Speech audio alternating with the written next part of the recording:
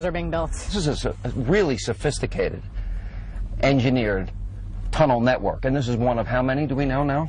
Tens. We know that there are tens of 50, these tunnels. 60, maybe more. Yeah, that wouldn't be a crazy estimate. And we know when you look inside, you can really see the engineering and the architecture. This was not kind of dug haphazardly in someone's backyard. I mean, this was a project. And again, look, you can see with the cement here, I mean, this is reinforced. This is a real tunnel network with wiring. With wiring. It's important to note that when we found this tunnel, there were tracks along the ground to allow for the exit of the material that was being dug. Right. There was electricity. I mean, this is a huge investment. Israeli electricity. Yes. Okay, and Israeli cement. And cement, exactly. That comes in. That would have otherwise been used for schools and hospitals and infrastructure and building people's homes. Exactly. Okay, so this is one of maybe 50, 60. All right, you found a number of them, and Israel's in the process of breaking up this infrastructure. Exactly. Because if you leave it in place, then that means then they have the infrastructure to come in, maybe kidnap 3 more Israelis and kill them like they did the 3 students. Exactly. I mean, if without destroying these tunnels, there are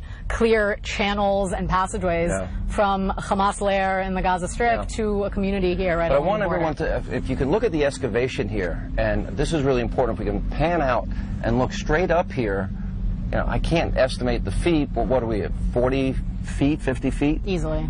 Easily down into the ground, and so that's how deep this is, and how, again, if they did this not in one place, but in, 50, 60, 100 locations. Exactly. It makes the state of Israel vulnerable. Very, very much so. And the fact that we have these tunnels possibly under our feet, under the communities that are littered all around this area, I mean, this is no greater definition of a threat. All right, head first or feet first? However you want. Either way is okay. All right. I think I'll go this way.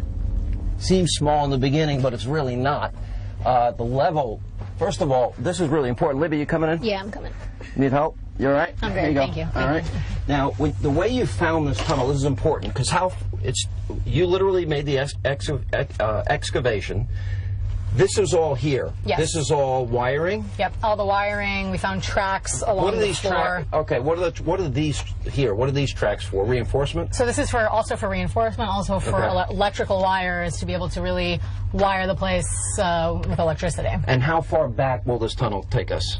Well, we know that it started in Khan Yunis within the Strip. Right. Goes for about 1 kilometer, 300 meters. 300 meters, X miles, give it? I would say probably about half a mile. About a half a mile. Now, look at I used to be a contractor. Look at the level of sophistication here. You've got these cement walls and blocks. Yeah, all the same size, all the same size, all built out, all pieced together. By the way, the construction overall, very solid. Very. This isn't going anywhere. So they worked their way all the way through. And it takes years. We estimate that the progress that they make, probably. And you have to have 2, a lot of 3 people years. working. And a lot of money. And a lot of digging to get this, This is cement that's incredibly valuable price-wise in the Strip that's going towards terror tunnels rather than anything else. Unbelievable. All right, so we're going to move back and move a little further. But literally, we could walk this for an entire mile, and still, I'm 6 foot tall, and you can stand. I can stand. So I would say it's about 5'9". Up in the air. Now, what's this thing here, this canister? So these are canisters from our troops when they were in here, understanding what was going on. Again, keep in mind that destroying these kinds of tunnels requires troops to go inside, possibly face Hamas terrorists that are in the tunnel, booby traps. Now, by the way, we're now beginning to see the tracks. Now, these tracks, I assume, are used as they bring the reinforcements as they get further and further along.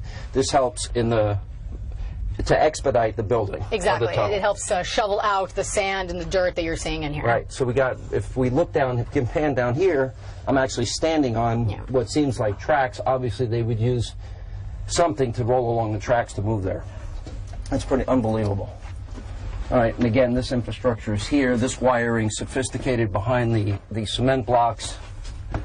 Unbelievable. Now, this is, again, we project this was millions of dollars. $3 million per tunnel. Well, what happened to feeding the people, the Palestinian people? Right. I mean, rather than take the cement and build schools, build homes, build businesses, instead we have a terror tunnel. We have tunnels that literally bring Hamas terrorists to the homes of Israelis. Unbelievable.